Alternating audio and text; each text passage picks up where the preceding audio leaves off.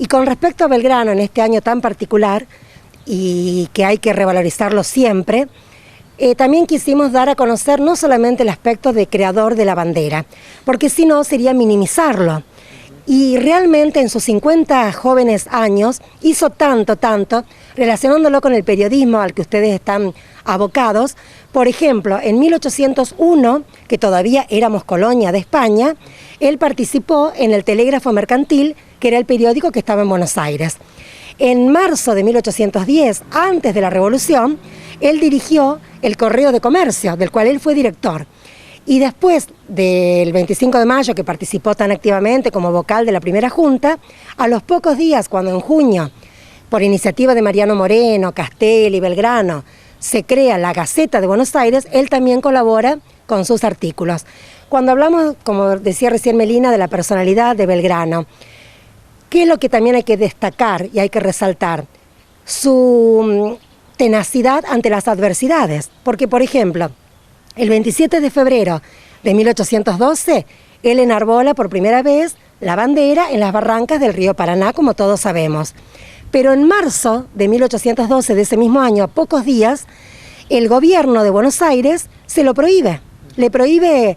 Entonces él tuvo que luchar permanentemente. Un ejemplo, cuando tuvo derrotas, así como tuvo las victorias de las batallas de Salta y Tucumán, cuando tuvo las derrotas de Vilcapugio y de Ayohuma, el gobierno, siempre centralista de Buenos Aires, le había, digamos, como sacado, destituido de su cargo. Después lo restituyeron con todos los honores, pero mientras tanto, él tuvo que soportar todas esas ingratitudes. Y sin embargo, como dijo Meli, de no bajar los brazos, él no los bajó.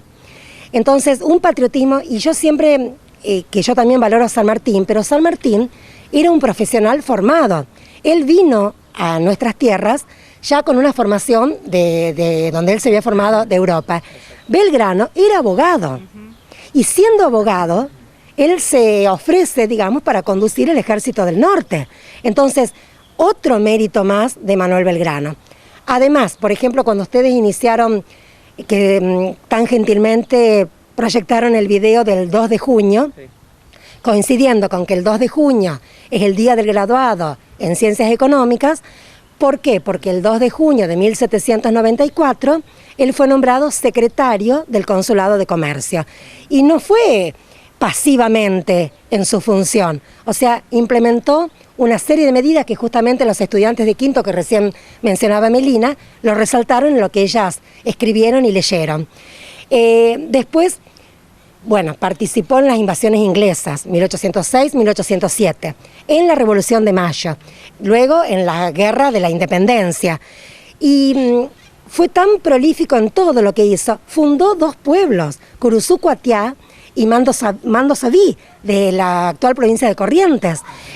Con el dinero que le habían pagado, lo donó para la fundación de 4 escuelas públicas. O sea, uno ahí se da cuenta del patriotismo sin interés material. Su interés era el amor a la patria. Fue el iniciador, la escarapela que nosotros usamos, fue iniciativa de él antes de crear la bandera. En el mismo año, en febrero, él propuso al triunvirato que gobernaba en esa época tener un distintivo para que justamente los identifique a las distintas facciones del ejército revolucionario. Entonces, cuando uno lee la historia, la biografía y la vida y obra de Manuel Belgrano, realmente fue un gran patriota y murió pobre.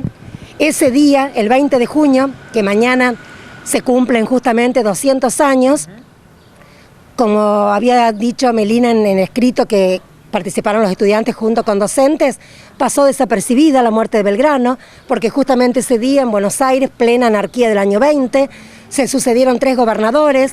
Entonces, ¿cómo nosotros a 250 años de su nacimiento y a 200 años de su fallecimiento no lo vamos a reivindicar?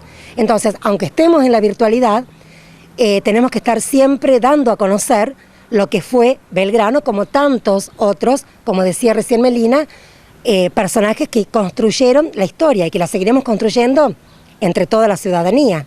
Cada uno hace patria como puede. Gladys, con esta fecha, bueno, de mañana, ¿es el último material que han preparado o tienen más todavía para trabajar durante el año? Lo que pasa que, por ejemplo, en agosto se celebra también un nuevo aniversario del éxodo jujeño, que también es algo inédito, lo que él propuso, que el pueblo abandonara sus hogares, incendiara la población, digamos, el poblado, para que justamente el enemigo no encuentre a nadie. O sea, cosas que él hasta pensó hasta el último detalle, cada acción que realizaba. Y por supuesto con un carisma y un liderazgo. Incluso San Martín siempre habló de su amigo Belgrano y no se conocían ellos.